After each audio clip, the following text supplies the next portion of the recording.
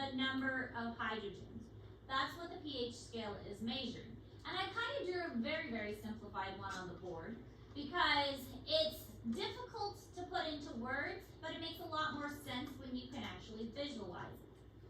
So if you look on the board, the pH scale, 0 is an acid, 14 is a base, and 7 is neutral. So anything from 0 to 6 is an acid, and anything from 8 to 14 is a base. But what an acid is means that it has a lot of hydrogen ions and not many OH or hydroxide ions.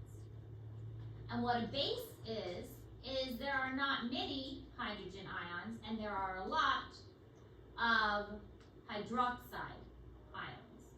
Does that make sense?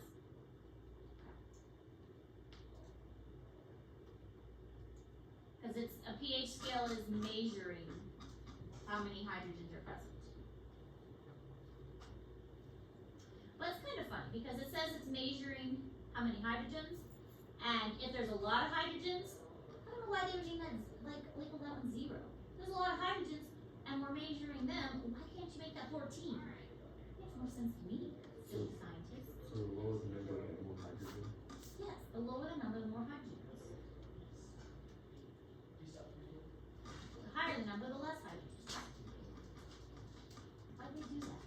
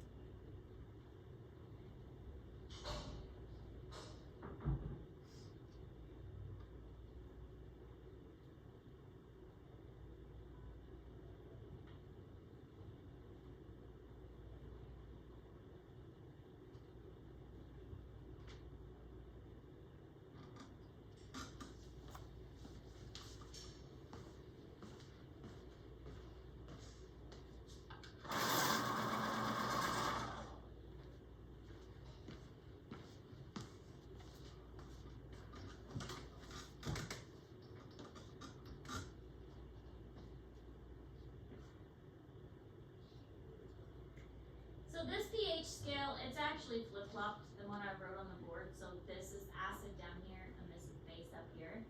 But you will need to give examples for the test. Something that's neutral would be like milk or water or blood. Those are all around the neutral mark. Things that are acidic include like lemon juice or vinegar. A lot of fruits are very acidic. Coffee, Cokes and sodas, all those kinds of things. Hydrochloric acid, obviously, from your stomach, those are acidic. Things that are basic, bicarbonate, most of your cleaning products are basic. Bleach, oven cleaner, ammonia, pretty much any cleaning product, it can be basic. Should you mix an acid and base together? No. No, not a good idea. Because what happens when you mix an acid and a base together? You get angry. Well, they get angry. They don't really like to be mixed together. Have you mixed baking soda and vinegar together before? Many times. Yep. And it makes a nice, cool, bubbly explosion. Because when an acid and a base get mixed together, they create that explosion effect where it gets all bubbly and it shoots up high. And that's because they react that way. They are so extreme from each other, they create that explosive effect. It's good for cleaning though. You do have this thing called a buffer though.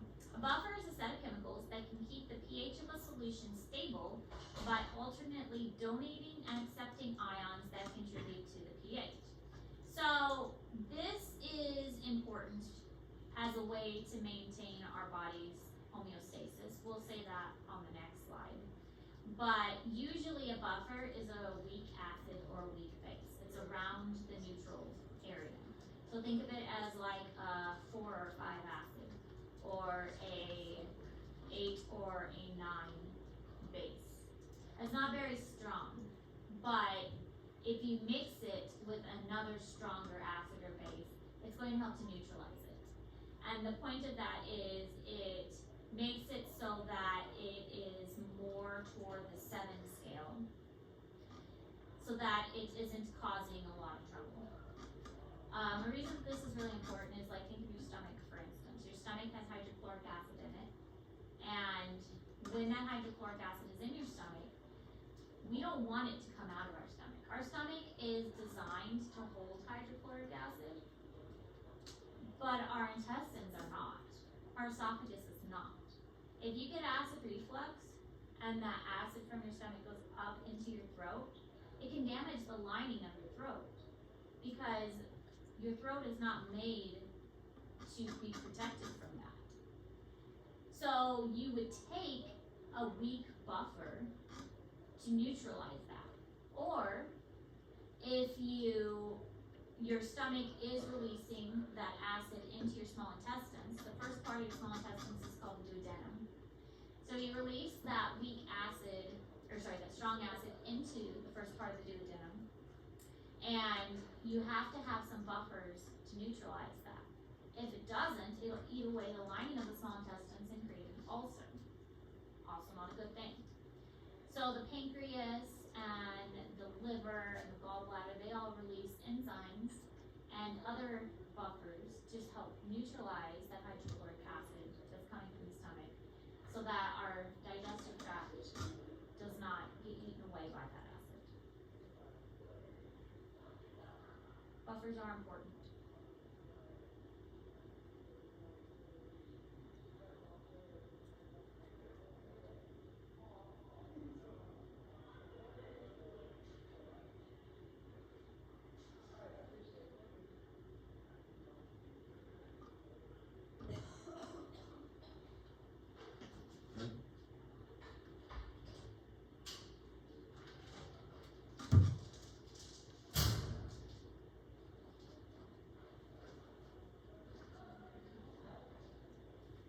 So here's just an example of how it works.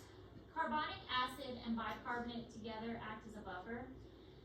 So you get carbonic acid by carbon dioxide is what we breathe out, and water. So if you're basically blowing bubbles in water, you make carbonic acid. So if you blow bubbles in water, you get carbonic acid.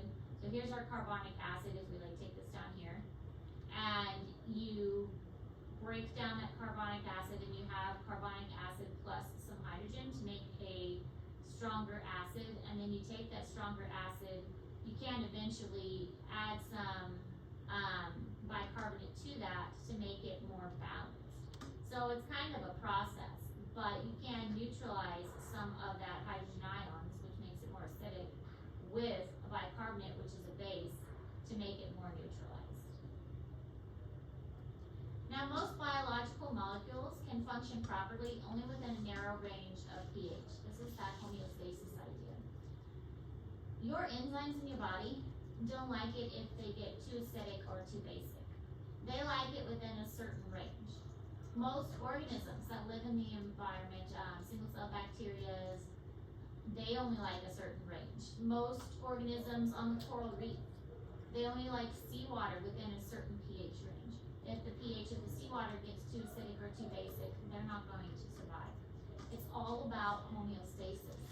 And so buffers are incredibly important in nature in general in order to maintain that specific balance. If that balance gets upset, then those organisms aren't going to be able to survive because they cannot tolerate pHs that change too much.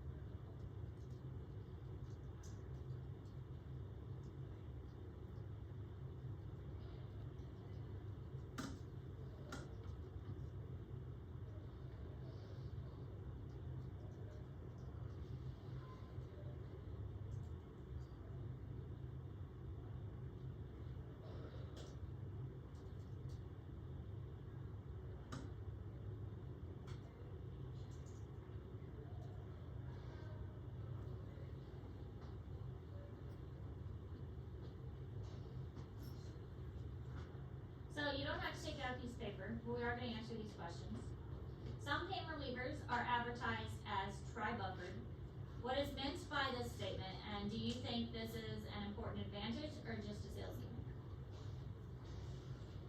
Yes. Does that mean it has like 3 buffer chemicals in it? Yeah, so it has like 3 buffering chemicals. Do you think that's important or do you think it is a sales gimmick? Or other pain relievers. Maybe they somehow upset the pH balance of your stomach, so could be an added advantage that could focus other people. That's true. I mean, it could be, if it works, then having it, like if somebody's got a very sensitive stomach, then it could be helpful to have that in your stomach and in your digestive tract. So sometimes pain medicine can be severe on a person's stomach, especially if it's a strong pain medicine. So having a buffered pain medicine might be helpful in your stomach. It's a really good way to think of it. Any other thoughts?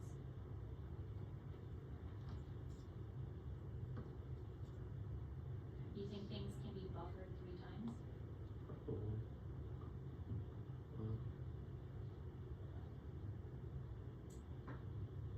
If a buffer is a weak acid or a weak base, there's 2 ways it can be buffered. The weak acid or weak base, is there a third way? I suppose not. So it could be that it's also referring to like a stronger acid that was already buffered, or a stronger base that was already buffered. So it could be referring to that. So it's also something like they might just need to be more specific. So in this case, I don't think that they're giving us enough information, and they need to be more specific and give us more information. Alright, next question. Television commercials portray the acid stomach as needing immediate Rolaids. Is the stomach normally acidic? Yeah. What do you think? I believe so. Is it acidic all the time?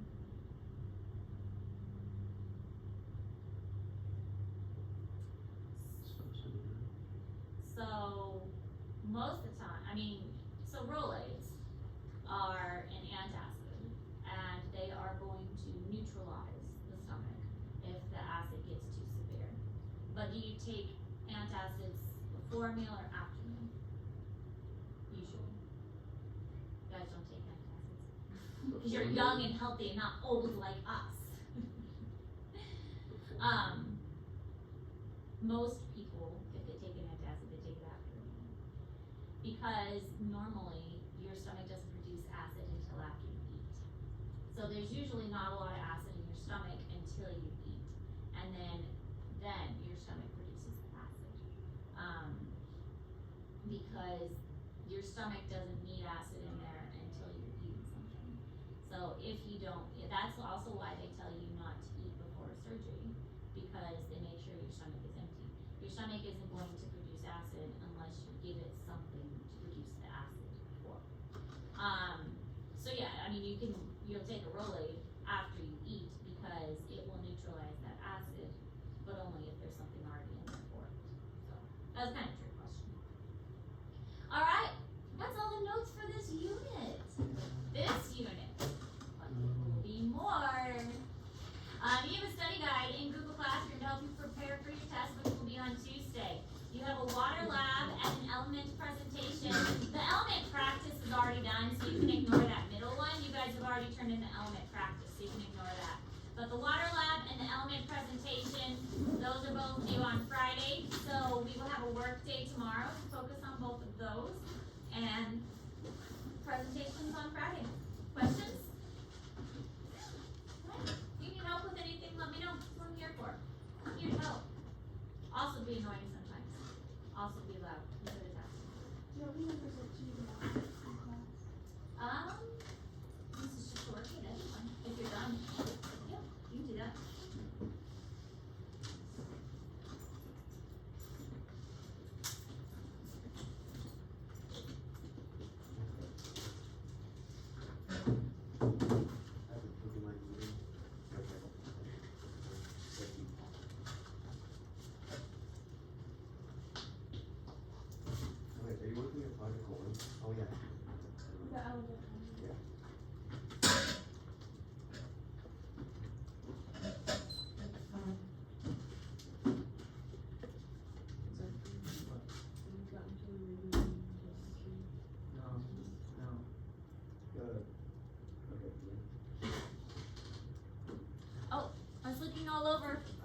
my iPad and it's over here recording. But at least it reminds me to stop it. And,